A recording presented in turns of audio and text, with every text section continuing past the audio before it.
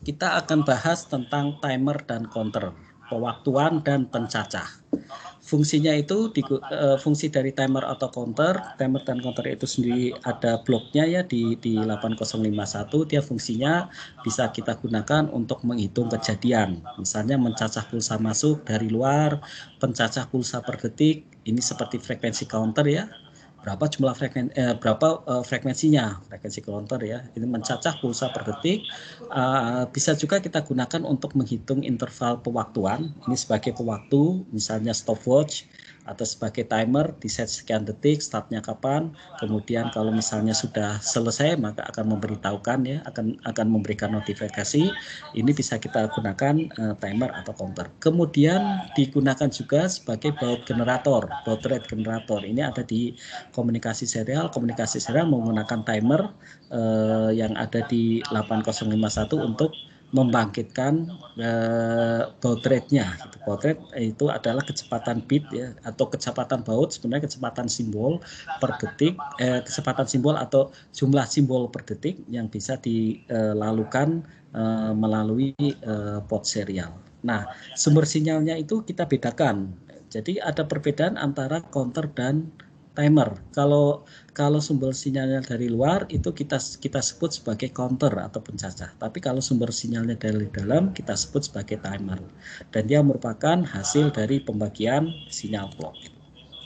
Nah, register timer yang ada di 8051 itu ada TH1, TH0, TL1, TL0 ini deskripsinya. Ini adalah nama register dan nama label juga yang bisa Anda setel ya, Anda masukkan nanti di menggunakan bahasa assembler. Kemudian ada T-mode, ada T-con atau timer control yang tadi juga ada di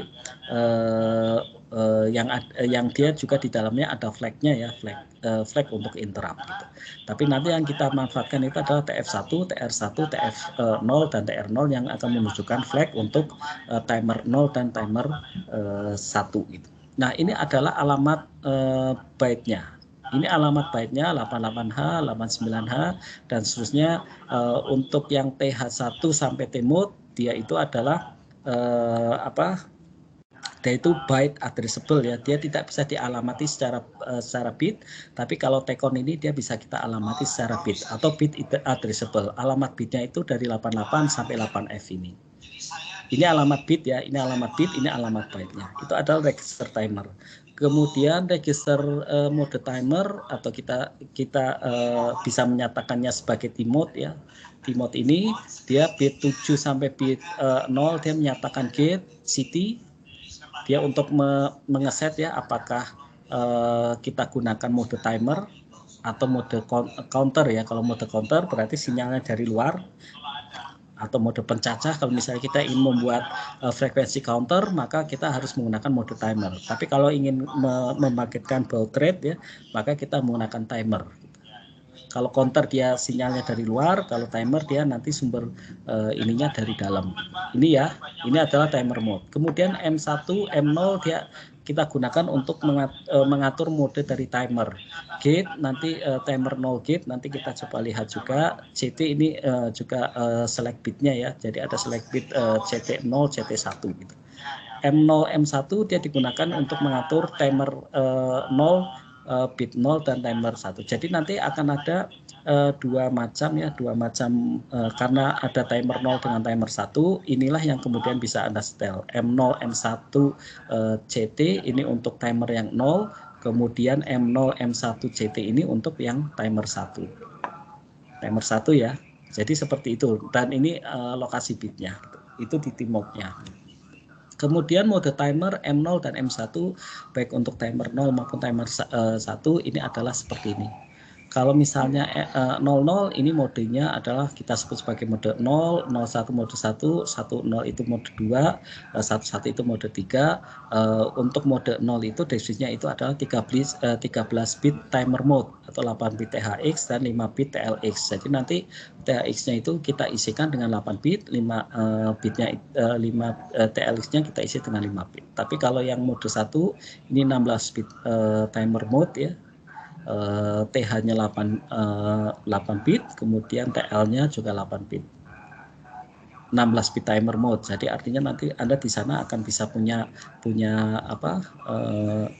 jumlah pencacah yang lebih banyak ya, karena 2 pangkat 16 ini adalah 2 pangkat 13.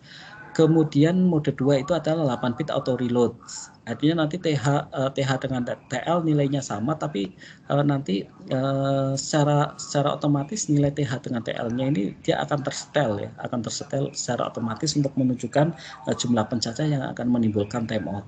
Beda dengan yang 13 dengan mode 0 dengan mode 1 ini, untuk setiap kali terjadi timeout maka ini harus diisi kembali nilainya. Kalau yang reload ini tidak perlu nanti diisi kembali. Berikutnya split timer ini kita memanfaatkan nanti timer 0 untuk membuat dua buah timer, tapi masing-masing dia itu 8 bit. Timer satunya tidak kita gunakan. Mode 3 ini akan bermanfaat kalau misalnya yang pin yang timer satunya nanti kita gunakan untuk yang lain ya. Timer satunya kita gunakan yang lain, sedangkan kita masih membutuhkan misalnya dua buah timer gitu. Kita bisa menggunakan mode yang split ini. Nah, di bagian timer control nanti akan ada di Ticon ya, untuk flag itu akan ditunjukkan oleh yang 8F ini, alamat bit 8F, TF untuk TF1, TR1 ada di sini untuk mengaktifkan timer ya. Ini ada di TR1, kemudian ini untuk timer 0-nya ada di TF0 dan TR0 ini. Satunya flag untuk menunjukkan overflow. Begitu terjadi overflow, kita tahu bahwa di sana terjadi interrupt timer ini. Nah, mode timer 1 itu adalah seperti ini. Setelannya itu adalah M1 sama dengan 0, M0 sama dengan 1, dan besarnya itu adalah 16 bit ya. Kita memanfaatkan 16 bit, artinya TLX dengan THX ini isinya bisa kita isi dengan data 8 bit itu untuk menunjukkan waktu timeoutnya. Dan timer clock, nanti timer clock yang ada di sini ya, itu akan sama dengan timer osilator dibagi 12. Jadi selalu nanti dibagi 12, sehingga kalau misalnya kita punya frekuensi osilatornya atau frekuensi mikrokontrollernya kita gunakan 11,0592 MHz, maka frekuensi timernya itu adalah F osilator dibagi 12 atau 921,6 kHz dengan periodenya nanti 1,085 mikrodetik. Ini adalah mode timer yang pertama. Kemudian mode timer yang kedua itu adalah auto reload. Ini digambarkan di sini ya, ini mode 0, ini mode 1, ini adalah mode 2-nya. Mode 2-nya itu adalah auto reload. Nilai THX-nya nanti akan diisikan ke TLX, tapi ini terjadi secara otomatis gitu. Jadi begitu yang kita isi hanya nilai THX-nya saja, nanti TLX-nya dia akan di auto reload setiap kali terjadi interrupt, dia nilainya akan di set kembali ke nilai yang sama dengan THX. Itu yang auto reload, dan sebagian besar kita menggunakan yang bagian auto reload sih. Tapi TH0-nya dia hanya 8 bit. Artinya waktu pencacahnya hanya sampai 256 saja, beda dengan yang mode 0 maupun yang mode 1 ini. Kemudian ini contoh timer. Misalnya bangkitkan sinyal pulsa dengan periode 4 mili detik. Frekuensi osilatornya adalah 11,0592. Hasilnya pinginnya seperti ini gitu. Periodenya kan 4 mili detik. Berarti setiap lebar pulsa ininya, pulsa high-nya dia akan sama dengan 2 mili detik. Nah, kita bisa melihat mengkalkulasi ya bahwa siklusnya itu adalah 12 dibagi F osilator, 12 dibagi 11,6 kali 10 pangkat berapa? 6 ya, sama dengan 1,085 mikrodetik. Jadi satu siklus timer itu adalah 1,085 mikrodetik. Berapa kemudian bisa membangkitkan atau bisa sampai 2 mili detik? Berarti nanti kita bagi jumlah cacahannya itu akan sama dengan 2 kali 10 pangkat minus 3 untuk menyatakan 2 mili detik ya, dibagi 1,085 kali 10 pangkat minus 6. Ini adalah periode timer ya, ini periode timer. Nah, akan mendapatkan jumlah cacahannya itu adalah 1843. Jadi untuk membangkitkan delay 2 milidetik, maka jumlah cacahan yang diperlukan itu adalah 1843. Nah, kita bisa mengeset nanti mode 0 yang 13 bit ini jumlah cacahan maksimumnya itu adalah 2 pangkat 13, ini masih bisa masuk. 2 pangkat 13 kan sekitar 8 kilo ya. Ini hanya 1,8 kilo saja gitu.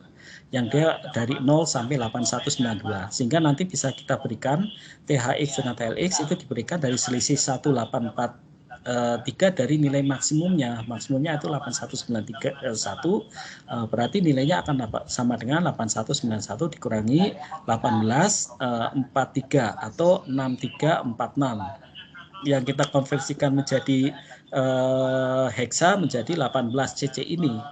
18 akan disimpan di THX, Anda setel ya, Anda simpan di THX, CC-nya Anda simpan di TLX untuk bisa membangkitkan delay yang 2 milidetik. Kemudian kalau menggunakan timer mode 1 atau 16 bit juga sama gitu. Maksimum 2 pangkat 16, 65535 ya, atau 64 kilo gitu. Berarti kita berikan selisih dari TX TLX 1843 atau ini dari 65535 ya. Nilai akan sama dengan 65535 kurangi 1843, Anda akan dapatkan 63692 atau FFCH. F8-nya Anda simpan nanti di THX, CC-nya Anda simpan di TLX untuk bisa kemudian membangkitkan overflow. Timernya akan membangkitkan overflow kalau waktunya sudah 2 milidetik atau di sana sudah terjadi 1843 cacahan. Ini adalah contoh timer menggunakan mode 0 dengan mode 1. Nah, bagaimana kita memanfaatkan mode 2? Ini mode 2 ya, bukan mode 1. Mode 2 yang auto reload yang 8 bit. Karena 8 bit itu dia hanya maksimum 255, maka memang delay-nya yang cukup kecil ya. Misalnya 100 milidetik gitu. Kalau yang sampai delay 2 milidetik kita tidak bisa menggunakan mode 2. Pilihan kita hanya mode 0 dengan mode 1. Kalau yang mode 2 dia maksimal, Anda nanti bisa coba lihat berapa maksimal waktu timeout yang bisa dilakukan oleh mode 2 ya, kalau dengan frekuensi ini. Nah, jumlah cacah ini adalah 92. 92 itu masih masuk ya, sehingga kita nanti maksimum cacahan 2 pangkat 8, maka nilainya adalah 255 kurangi 92 yang kita dapatkan dari cacahan ini nilainya adalah 163 atau A3. A3 ini yang kemudian kita masukkan ke nilai TH. Dan nanti akan secara otomatis oleh dan TH dan TL juga ya, nanti begitu terjadi overflow maka TL akan selalu diisi otomatis dengan nilai A3. Jadi CPU-nya sendiri yang dia akan mengisi, beda dengan nanti yang timer. Nah, kita lihat saja contoh program untuk timer. Timer misalnya tadi untuk generator ya, kristalnya itu adalah 12 MHz, yang digunakan adalah pulsa 10 kHz. Anda mengaktifkan T-mode ya. Misalnya modenya itu adalah yang auto reload, berarti mode 2 gitu. Nilai auto reloadnya kalau 50 milidetik mungkin bisa masuk ya, TH-nya yang nilainya itu bisa menghasilkan waktu time or yang 50 milidetik. Nah, Anda kalkulasi nanti nilai TH-nya itu adalah minus 50. Minus 50 itu berarti bit. Ini kan minus 50 ini bilangan negatif gitu. Kita sudah belajar juga bilangan negatif. Ini berarti bit yang paling bit 7-nya itu nilainya 1. Ini entah nilainya nanti bisa Anda menggunakan yang lain ya. Anda tinggal konversikan ini menjadi bilangan second complement, Anda akan dapatkan bilangan binernya, Anda bisa juga masukkan ke sini. Kemudian set bit TR ya, TR0. Ini sebenarnya bukan minus 50 ya, tapi ada nilai tertentu yang nilainya positif. Kemudian set bit TR0 ini dilakukan untuk men-start timer 0. Jadi timer 0-nya ini yang akan diaktifkan, T-mode-nya dia akan mengaktifkan auto reload. Berikutnya adalah kita menunggu ya sampai terjadi overflow. Ini adalah mode polling ya. Kalau kita lihat ini adalah mode polling. Karena di sini dia sifatnya blok. Menunggu sampai TF ini nilainya 1. Akan muter terus di sini. Nah, begitu TF sama dengan 1, maka TF-nya harus di-clear. Kemudian kita komplementkan P10. tadinya nilainya 1 jadi 0, nilainya 0 jadi 1. Ini untuk membentuk pulsa seperti ini, kemudian ini akan balik lagi. Ini adalah programnya yang kita gunakan untuk membangkit gelombang kotak. Gitu. Nah, bisa tidak kita menggunakan interrupt? Gitu. Silakan nanti Anda bisa menggunakan interrupt ya, menggunakan interrupt untuk bisa kemudian mengaktifkan interrupt timer yang sehingga di bagian sini Anda tidak perlu lagi ada blockingnya gitu. Anda bisa menjalankan bisa menjalankan instruksi-instruksi yang lain yang di bagian loopingnya ini. Ini polling ya, Anda harus bisa menyatakan bahwa di bagian program ini adalah program secara polling. Karena tidak ada interrupt yang kemudian di ini. Nah, bagaimana kemudian membaca register timer yang 16 bit? Membaca register timer itu bisa dilakukan oleh MCU, tetapi nanti perlu diperhatikan bahwa pada saat sedang dibaca, misalnya terjadi overflow bit terendah TL0 ke TR1, maka untuk membacanya itu urut, yaitu mulai dari THX, baru kemudian TLX, baru kemudian THX lagi dan seterusnya. Ini hanya diperlukan nanti untuk membaca ya register timer. Isi registernya berapa sih gitu. Jadi sewaktu-waktu kita bisa membaca berapa sekarang nilai TH-nya, berapa sekarang nilai TL-nya. Itu maksud dari paparan yang ada di slide ini. Nah, Anda pun bisa membuat pencacah frekuensi seperti ini ya, tapi kemudian menggunakan interrupt.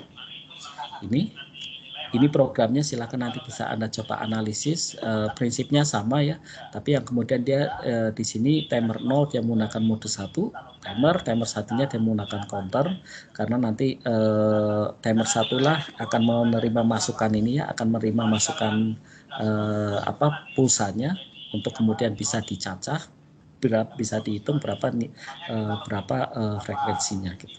Silakan nanti Anda bisa pelajari ini. Ini program secara lengkapnya ya, dia menggunakan interrupt. Yang perlu Anda perhatikan bahwa untuk kemudian mengaktifkan interrupt, dalam hal ini timer dulu ya, timer itu maka Anda harus menyetel di mode-nya dan Anda kemudian memberikan nilai THX, misalnya TH0 dan TLX misalnya TL0.